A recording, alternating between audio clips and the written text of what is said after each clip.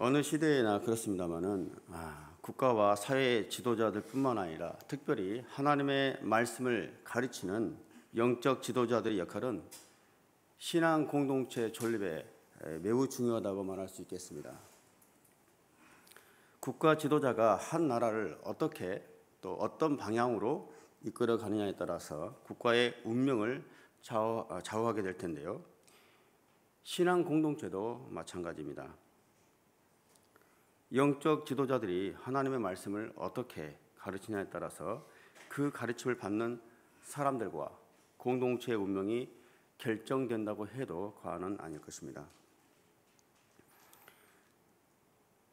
말씀을 바르게 가르치면 적어도 그 가르침을 받는 사람들만큼은 하나님과의 바른 관계 속에서 하나님께서 기뻐하시고 축복하시는 삶을 살아가게 될 것입니다.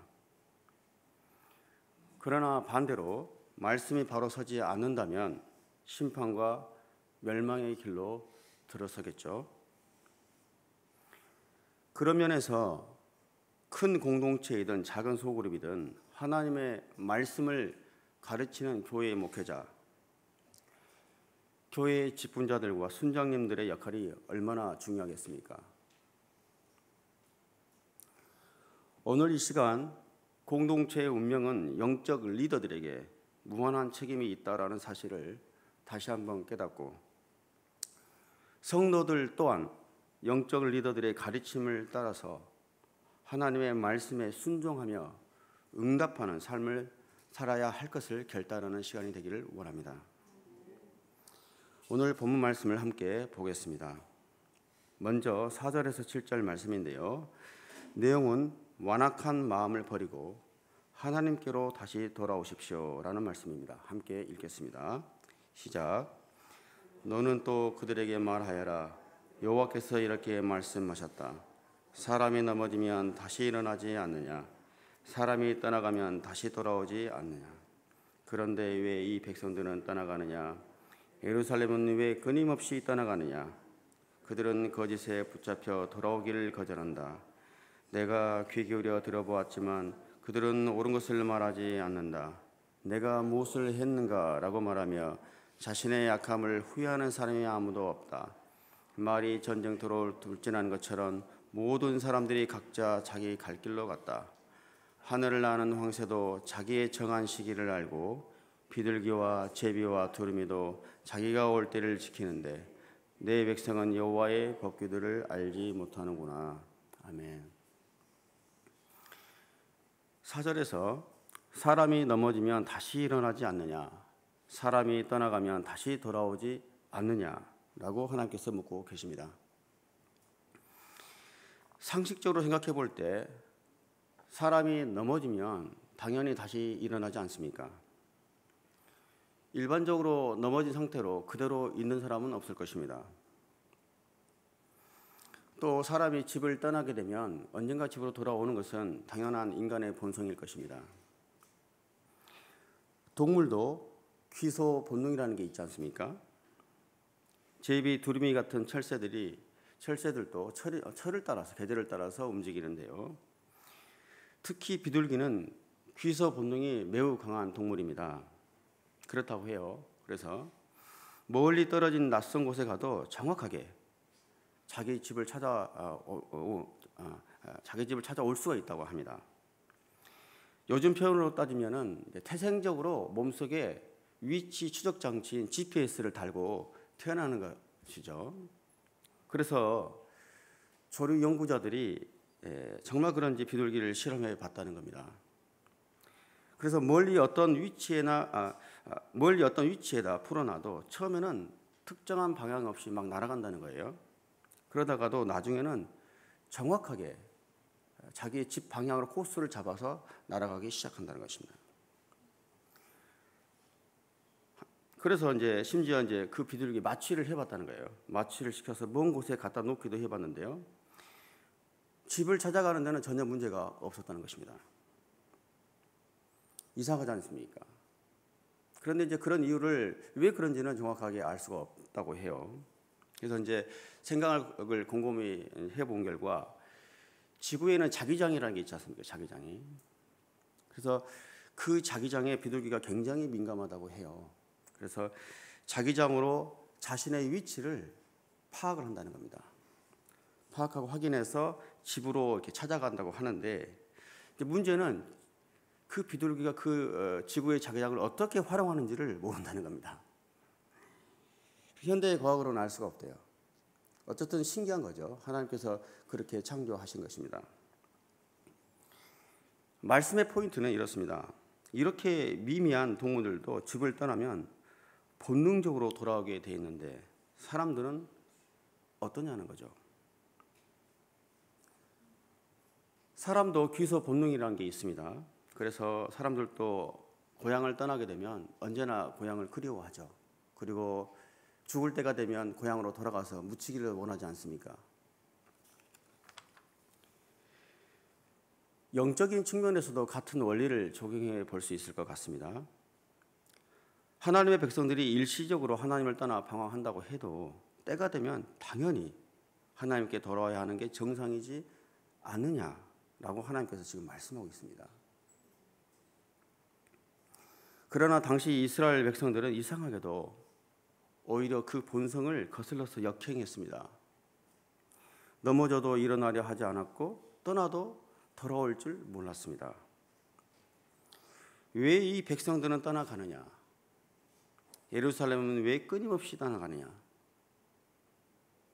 이렇게 하나님을 떠난 이스라엘 백성들은 돌아오기는커녕 오히려 더 멀리 떠나갔습니다. 그래서 하나님께서 이런 우리 인간들의 완악한 모습을 보시면서 마치 죽음의 전쟁터로 돌진하는 말과 같구나라고 이렇게 표현하셨습니다. 전쟁에 사용하는 군마는 이렇게 채찍을 한번 치면은 좌우를 돌아보지 않고 앞을 향해서 계속 이렇게 돌진하는 그 훈련을 계속 끊임없이 받는다고 합니다. 그렇기 때문에 실제로 창과 활이 이렇게 난무하는 전쟁터에 가더라도 채찍을 맞게 되면 죽을 줄 뻔히 알면서도 적진을 향해서 계속 돌진해 간다는 거예요. 생각해 보십시오. 만약 진격하다가 적들 앞에서 멈춰서기라도 한다면, 또 멈춰서 돌아가기로 한다면은 전쟁터에서 군마로 사용할 수는 없겠죠. 쓸모가 없을 것입니다. 어쨌든 하나님을 떠난 백성들이 마치 이 군마처럼 죽을 줄 뻔히 알면서도 죽음을 향해 달려가는 것과 같았습니다. 그래도 죽음의 적지를 향해 달리는 군마는 장군의 이런 정지 명령이 떨어지면 멈춰 서겠죠. 그러나 완악한 인간들은 하나님의 정지 명령이 떨어져도 듣지 않고 죄와 죽음을 향해서 계속 돌진해 간다는 것이, 달려간다는 것이 문제겠죠. 하나님의 사람들이라면 하나님의 말씀으로 모든 것을 판단해야 합니다. 말씀대로 나아가기도 하고 말씀대로 멈춰 서기도 해야 합니다. 우리의 삶 가운데 말씀이 기준이 되는 것이죠. 기억하시겠습니다마는 2017년 우리 온누리교회 표어가 돌이키면 살아나리라 였습니다. 하나님을 떠나갔더라도 그 즉시 멈춰서면 돌이키면 살아나는 것입니다. 넘어지면 일어서고 떠나갔으면 다시 돌아오면 되는 것이죠. 여러분, 어떤 죄든 그 즉시 바로 돌아서면 삽니다. 회개하는 백성들에게 하나님의 자비하심, 긍휼하심도 허락되는 것입니다. 주님은 이렇게 회개하는 백성들을 조건 없이 받아주시고 언제나 돌아오기를 기다리시는 분이십니다. 여러분, 하나님을 떠났던 완악한 마음이 있었다면 그 마음을 내려놓고 하나님께 다시 돌아오십시오. 이러한 진정한 회개를 통해서 주님의 은혜와 자비를 경험하는 저와 여러분들 되기를 원합니다. 이어서 8절에서 9절 말씀입니다. 내용은 말씀을 바르게 가르치고 바르게 적용하십시오라는 말씀입니다. 함께 읽어보겠습니다. 시작. 보라, 서기관들의 거짓된 편이 여호와의 율법을 그릇되게 다루고 있는데 우리는 지혜롭다. 우리에게 여호와의 율법이 있다라고 어떻게 너희가 말할 수 있느냐. 지혜로운 사람들은 수치를 당할 것이다. 그들이 당황하게 될 것이며 붙잡히게 될 것이다. 보라, 그들이 여호와의 말씀을 거부했으니 그들에게 도대체 무슨 지혜가 있겠느냐. 아멘. 서기관들은 다윗 왕 시대부터 임용됐던 직책입니다. 그래서 율법을 이제 필사하는 것, 그대로 율법을 필사하는 것이 주된 업무였죠. 그러다가 나중에는 이제 차츰 율법을 이제 연구하고 또 가르치기까지 했습니다. 따라서 서기관들의 가장 중요한 역할은 주로 율법을 잘 보존하고 잘 지켜서 연구해서 이스라엘 백성들에게 율법 조항들을 일상생활에 구체적으로 적용할 수 있도록 하는 것이었습니다. 유대 사회가 새로운 환경을 맞이하고 처할 때마다 백성들이 율법 조항들을 어떻게 적용하느냐가 항상 문제였을 것입니다. 케이스가 계속 달라지기 때문에 전에는 이 율법을 이렇게 적용했는데 새로운 환경에 처했을 때 이 율법을 어떻게 적용해야 될 것인가, 이런 문제들이 생겼다는 것입니다. 그렇기 때문에 당연히 서기관들이 율법을 어떻게 해석하느냐는 너무나 중요했을 것입니다. 사실 오늘날도 마찬가지죠. 지금부터 3,500년 전에 저희들이 들고 있는 성경이 쓰여지기 시작했거든요. 그러다가 이제 약 1900년 전에 신약 성경까지 다 마무리가 됐습니다. 그래서 지금 저희들이 들고 있는 성경의 형태로 완성이 되게 되죠. 근데 문제는 뭐냐면 성경이 기록된 시대와는 지금의 시대는 너무나 다르다는 거예요. 그렇죠? 성경이 기록된 시대와 지금은 너무나 다른 문화와 환경 속에서 저희들은 살아가고 있습니다. 그렇기 때문에 빠르게 변화되는 이 시대 속에서 매 순간 모든 일상생활에 이 성경을 어떻게 적용하느냐, 이런 문제는 너무나 중요하죠. 그렇기 때문에 이제 신학자들이나 성경학자들이 말씀을 연구하는 것입니다. 말씀을 연구해서 주석하는 것이죠. 그러면 그 연구된 말씀을 가지고 설교자들이 보다 쉽게 풀어서 가르치는 것이죠. 그리고 이제 성도님들은 그 해석된 말씀을 가지고 오늘 살아가는 일상생활에 적용하게 될 것입니다. 근데 문제는 만약 이 성경 말씀이 자의적으로 해석되어서 잘못 가르쳐진다면 얼마나 큰 문제가 되겠습니까? 오늘날 비판받는 많은 사이비 이단 종교들, 성경을 잘못 해석해서 가르치기 때문에 일어나는 문제일 것입니다. 또한 아무리 교회에서 말씀을 성경 말씀을 바르게 가르친다고 해도 만약 성도들이 그 말씀을 바르게 적용하지 않는다면 무슨 소용이 있겠습니까? 오늘날 크리스찬 수가 늘어나도 사회가 결코 변화되지 않는, 사회가 바뀌지 않는 근본적인 이유가 여기에 있습니다. 이것이 오늘날 우리 교회들의 문제이지 않습니까? 교인 수가 늘어나도 사회는 좀처럼 변화되지 않고 오히려 전보다 더 혼탁해져가는 이런 현실을 보면서 저희들은 심각하게 반성을 해야 합니다. 그리고 스스로의 믿음을 되돌아봐야 될 것이라고 저는 생각합니다. 이스라엘 백성들은 하나님의 율법, 말씀을 유일하게 소유했던 민족이었습니다. 그러나 그들은 하나님의 율법을 옳지 않게 다뤘습니다. 서기관들은 거짓된 편으로 여호와의 율법을 그릇되게 다루고 있었고, 그러면서도 백성들은 우리는 지혜롭다, 우리에게 여호와의 율법이 있다 라고 그런 위선적인 생각과 행동을 했다는 것입니다. 사실 말씀을 바르게 가르치는 일도 중요합니다만 무엇보다도 말씀을 바르게 적용하는 것이 너무나 중요하다고 저는 생각합니다. 우리 오늘의 교회의 성도들은 매일매일 큐티를 하는 그런 훈련이 잘 되어 있는 성도님들입니다. 저희가 하는 큐티가 보통의 명상과 보통의 묵상과 다른 점이 무엇입니까? 묵상도 중요하지만 적용에 더 포인트가 있기 때문입니다. 여러분, 저희가 말씀을 알아도 바르게 적용하고 실천하지 않는다면 아무런 의미가 없습니다. 행함으로 믿음이 온전해진다라는 말씀이 있듯이 오늘 하루도 말씀대로 행함으로 우리의 믿음을 바로 나타내 보이는 저와 여러분들이 되기를 바라겠습니다. 마지막으로 10절에서 12절 말씀인데요. 내용은 진실하게 서로의 아픔을 돌아보십시오 라는 말씀입니다. 함께 읽겠습니다. 시작. 그러므로 내가 그들의 아내들을 다른 사람들에게 그들의 밭들을 새 소유주들에게 넘겨줄 것이다.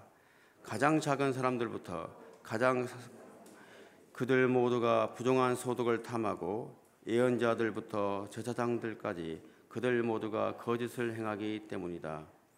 그들은 내 백성의 상처를 건성으로 고쳐주었다. 평안하다 평안하다라고 말하나 평안이 없다. 그들이 가증한 일을 할 때 부끄러워했느냐? 아니다. 그들은 부끄러워하지 않았다. 그들은 얼굴을 붉히지도 않았다. 그러므로 그들은 넘어지는 사람들 가운데서 넘어질 것이고 내가 그들을 처벌할 때 그들이 거꾸로 질 것이다. 여호와의 말이다. 아멘. 여기서 나오는 예언자들과 제사장들 10절 말씀에 보면 이분들은 다 영적인 지도자들입니다. 그렇죠? 이들 모두가 영적인 지도자들이 거짓을 행하고 또 심지어 백성들의 상처를 보아도 건성으로 고쳐주었다는 것입니다.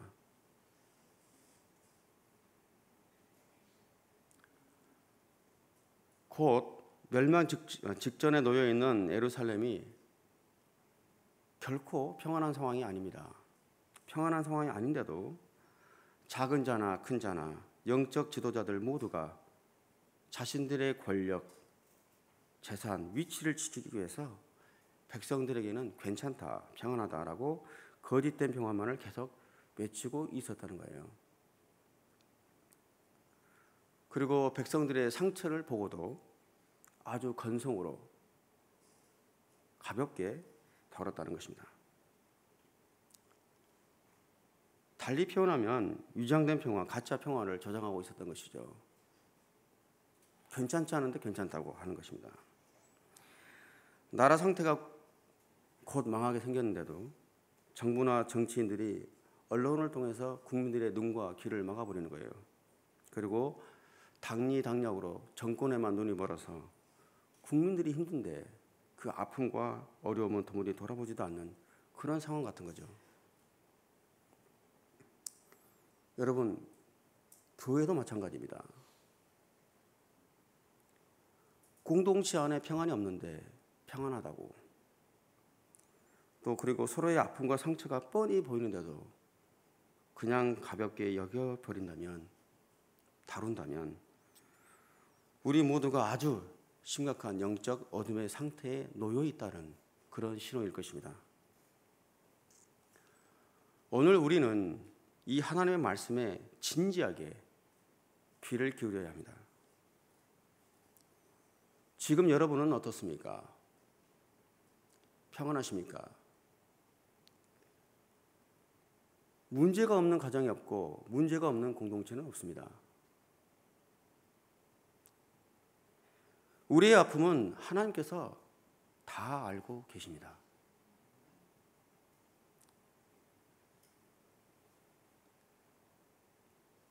우리 하나님께서 오늘 말씀을 통해서 내 백성의 상처를 건성으로 고쳐주는 것을 옳지 않다고 말씀하고 계십니다. 우리는 모두 하나님의 백성입니다. 혹 사람은 우리의 상처를 건성으로 가볍게 다룰지라도 우리의 하나님은 저와 여러분의 상처를 싸매주시고 또 치료해 주시는 분이십니다. 어느 때보다도 여러분 여호와 하나님께 집중하며 나아가는 저와 여러분들이 되기를 원합니다. 하나님은 이스라엘 백성들에게 예레미야 선지자를 통해서 줄곧 나에게로 돌아오라 라고 말씀하고 계십니다. 하나님께서 지금 심판을 예언하고 있는 것은 지금이라도 돌아오라 라고 하는 하나님의 간절한 외침일 것입니다. 여러분, 오늘도 우리는 하나님께서 각자에게 허락하신 하루라는 삶을 살아가야 합니다. 혹시 여러분들 중에는 혼란스러운 상황, 또 억울한 상황에 처해 계신 분도 계실 것입니다.